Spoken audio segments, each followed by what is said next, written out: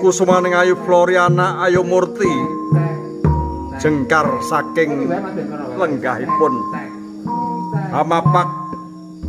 rawuhipun ingkang garwa Bagus Matis Stratermans ungeling lancaran kodhok orek mungya mangungkung angebaki ana ing madyaning sasana panggih penganten kocap kang cinarita